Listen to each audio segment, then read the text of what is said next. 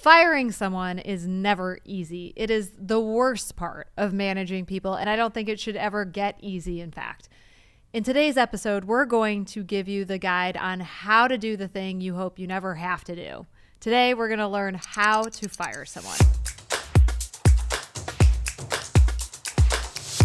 Welcome back to the Bootstrappers Show, the podcast that helps entrepreneurs scale their business with remote teams. I'm your host, Gwenn Aspen, here with my co-founder of Anaquim, Jeremy Aspen, and we've helped hundreds of companies with highly skilled virtual assistants. And today's Bootstrappers, we're going to talk about how to fire someone. And this actually came about from a listener who was curious about this. So that's why we're talking about it, because firing someone is never easy. Well, yeah, and specifically, there are a couple little differences when you're working in a remote environment. So we can go ahead and talk about some of those things today. Absolutely. But the good news is if you're working with Anaquim and virtual assistants or any of our services, you don't have to fire anybody. So I just want to point that one out. We will do it for you, and we do it in a very kind and respectful and professional way. But if you are working with someone who's not a remote professional or in person or a local team, here are some tips that I found over the years. So the first thing that I would recommend is being prepared on the front end. So one of the things is the person that you talk to, once they know that they're being fired, they're not listening to like anything that you're saying. They're just in shock. Well, hopefully they're not in total shock, but you know, their life just changed dramatically. And so you want to anticipate the possibility that they're not listening to the words that you're saying. And so you want to have everything written down really clearly on what you're going to do, what your expectations that they do are, and how things are going to proceed regarding their benefits, their pay. If you have a severance agreement that you've written up with an attorney, you know, what signing that means and how much money that their severance would be if they do sign that, and what they do with their technology, if they have technology at home, where you want them to bring it, when you want it to be brought to the office or wherever you have them bring it. And you just want to clearly think through all of those to-do items for wrapping up the relationship before you sit down and talk to them. Because the more professional it is, it also is more respectful. Would you agree with that, Jeremy? Yeah, and as part of the formal firing process, having a document that you can look at and check the boxes is super important. Just so you don't miss any of those steps. I used to have a pre-meeting checklist, a during meeting checklist, and an after meeting checklist. Because firings they're terrible. Oh, they're terrible. And if you goof it up, it's, I always think of it as like making a suffering animal, suffer more because you're inept at killing it. So being respectful enough to have something already pre-planned and kind of as easy an experience as possible for the person you're letting go is, I think morally and ethically a must. Mm-hmm. And so with that being organized, if you're firing somebody, like we live in a at-will state or work, what do they call it? A work at will? At will. At will. Yeah. State. So you can technically fire anybody for any reason. But they can also sue you for anything. It is America. You can sue anybody for anything. And so I always tell people, if you're going to fire someone, you want to have your I's dotted, your T's crossed in the United States, really in any country, but specifically here. And that means that you're very clear if you're doing a performance improvement plan on what their infractions are at the company, what they have to do to keep their job, and what the time frame is that they have to do those things. And both people have to sign it, and you have to be extremely clear about this being like a very big problem, because you're not really placating the person that you're working with. You're placating any attorney that they go to after they get let go. And so the more documentation that you have, the more clear you've been about the expectation, the more an employment attorney is not going to find your case interesting or worth their time. Yeah, and it also doubles as a very, and maybe the only way to protect yourself from suits that come from not equal housing, but equal employment. So because by having, and we should mention that before all of this, you should have already done a performance improvement plan. Now, people whine about this, that it's difficult, and that it doesn't feel very natural, but the consequences are enormous for not doing it. Financially, of course. Stress-wise, if you get sued. Well, yeah, and you just, so the logic that you have to take into hiring when you hire employees is that they do, in fact, deserve to know when things aren't going well. And the only thing you're doing with this performance improvement plan is writing it down and making absolutely certain that there is a transfer of information from your brain to them so that they know what the expectations are, have an opportunity to meet those expectations, and when and if they don't meet those expectations, the next step of the performance improvement plan kicks in, which is a second warning, for instance, or maybe it's the third warning, or maybe it's finally reached the moment where we have to part ways. But having that structure, that written structure in place, protects you from all sorts of legal issues, especially the one of women is one, or any minority.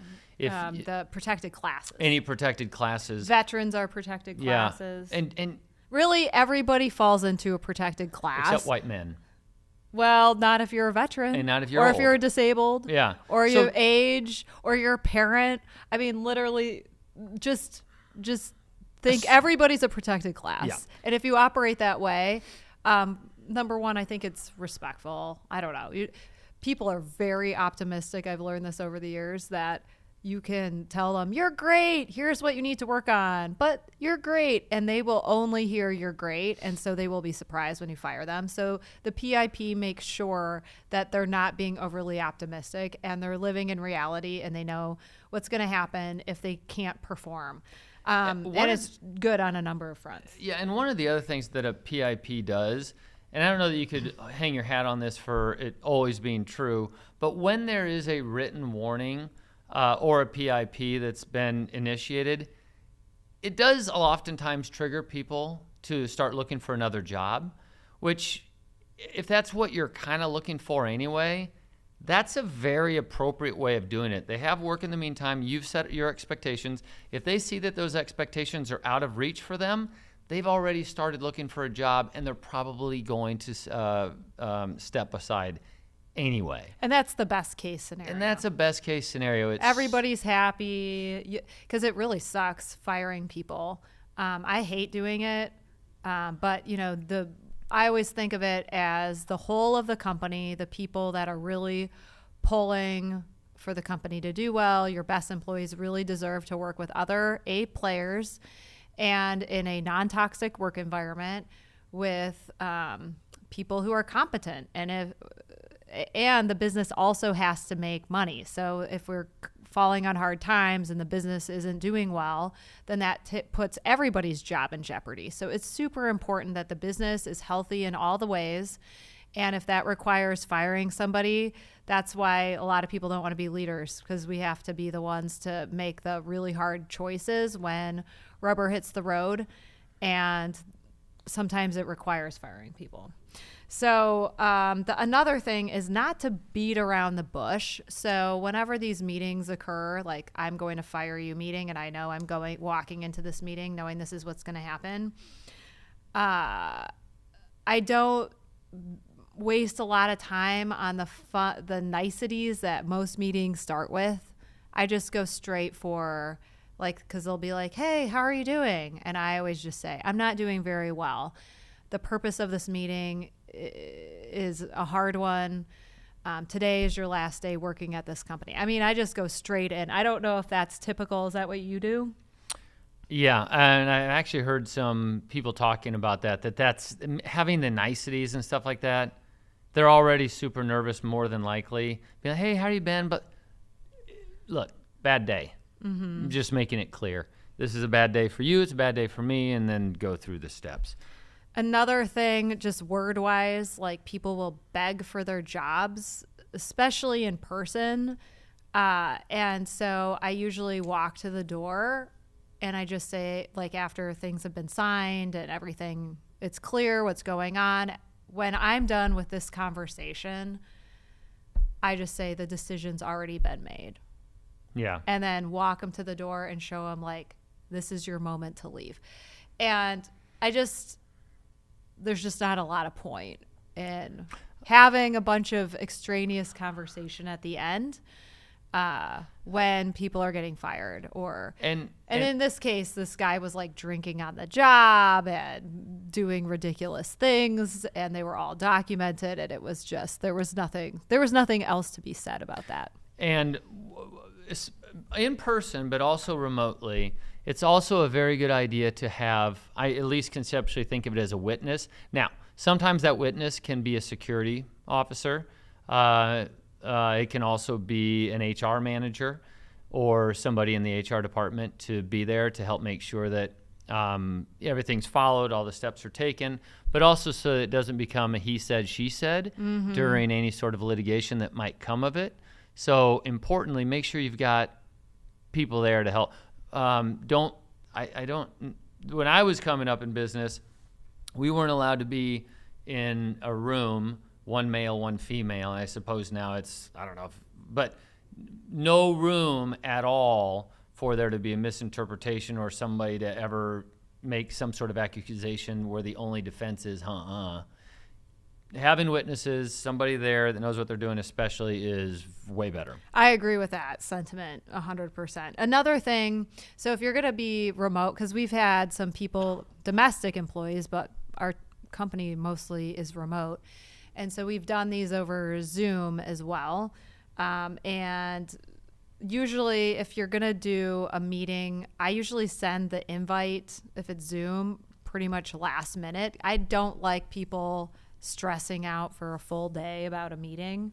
I'd rather have the meeting come up last minute, have somebody call them, hey, can you get on this meeting really fast? So they don't have time to stress for a day, lose a night of sleep. And then while we're having the meeting, I have somebody in the background turning off their access to all of their computer systems. So sometimes it's easier if you want to do that first thing in the morning at 8 o'clock. So you turn everything off in the morning, and then before they get logged on to their computer, everything is cut off, and that can be easier just logistically, or right after lunch, or at the end of the day are typically the times. But getting the technology systems turned off, it sounds crappy, like you don't trust people, but it's really for everyone's protection, because even a good employee can make a dumb mistake in an emotional moment and do something that is bad, technologically speaking. So turning that off really just helps everybody out. And sometimes people ask, okay, what about the 2-week notice? Because we as employers always appreciate when someone gives 2 weeks notice. When it comes to letting somebody go, I'm of the school of thought to think that there's not another 2 weeks that you're going to be with us, because there's all sorts of reasons for there not to be. So I would just absolutely make certain that, the 2-week note, I think you have to pay them for 2 weeks at the very least. Like, that's kind of the severance, and then what else? But 2 weeks is your version of, we're not going to leave you hanging out to dry immediately. We're going to pay you for 2 weeks while you look for another job. Mm-hmm. But don't work. You're not working here because I turned all your stuff off. Yeah. Of course, just to be clear, you turn off all the access, which means turn stuff off, all the credentials, everything that they have. If it's an accounting person, then they no longer have access to the websites, the banking websites, credit card websites. If it's somebody in HR, they no longer have access to the emails, to the people that they could send an email to. Sales, make sure they don't have access to the CRM so that the emails can't be sent out to, hey, I'm leaving the company, love to see you at my next gig, which is, a competitor, something like that. Just good policy, shut things down so that there's no access to any information or operations after the meeting. So it is a crappy thing. I don't know if it's a crappy thing. There's no way around it. But as leaders, that's our job, is to be the one to have these meetings, to do this hard thing. Oh, and make sure the team is okay afterwards. So the team isn't thinking like you. If you're the leader, you're thinking differently than them. This is their friend. This is their colleague. This is someone they may have loved and respected. And it's really hard on a team when someone gets let go. So it is important to have a debrief meeting with your remaining team on the reason. You don't want to go too into detail, but there were some performance issues, and so we had to let this person go, or the role has been switched, we're not rehiring this position has been eliminated, whatever the reason is. But let people have their feelings, and talk to them about your expectations moving forward.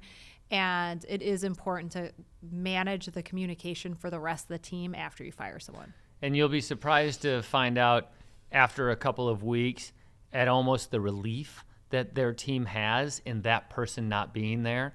Because the reason that person's not there is because they were more than likely not just a burden on the company, but on their peers.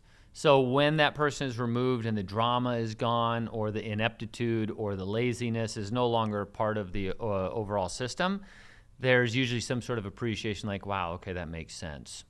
And I think that's why over the years of being in business, noticing that moment and getting really comfortable with, hey, I think this person is toxic, or this isn't working out. And I'm more clear on that more quickly than I used to be. And man, I've never had a true firing where someone did something wrong, or where their behavior was bad and I was like on the fence, where I ended up firing them, where I was like super sad about it. Yeah, for sure. So now, if you are working with, like, for instance, Anaquim, or you're working with another virtual assistant company, work with them. Make sure that, don't just say, hey, we want to let go of this person, because that's not going to resolve the issue. Like, I mean, there's obviously legal issues. Most contracts are going to make sure that if there are any expenses or legal issues that are born from just letting somebody go, then it's probably going to fall back on you as the person who initiated an improper firing. So you want to work with the virtual assistant remote professional company to make sure that there has been a performance improvement plan, that they haven't kept up their expectations, and that the next step is clear to everybody that it is now time for this person to go. If you're letting somebody go and they're surprised, you failed as a leader. It is that cut and dry. Nobody's going to be surprised if they've had 3 attempts or 3 opportunities to fix and resolve. If it is something that requires firing right away, nobody's going to be surprised that they got fired for stealing, because that's allowed. Nobody's surprised, oh, I got caught stealing. Oh my God, I can't believe they're firing me. So working with the company that you work with for remote work is essential. It's essential, because it's not going to save any money. You're not going to skip you'll skip most of the headache, because that's mostly done by that company. But being a part of making the employee better, or trying to make the employee better, is really big, and that sometimes it pays off. And it always in terms of keeping them on and helping them learn what it is that they need to do. But also just on the expense side, don't just send an email like, fire this person. No, do it right. If you want to avoid firing someone, the first step is to write a detailed job description before you even hire them. Download our job description template for free now. The link is in the show notes.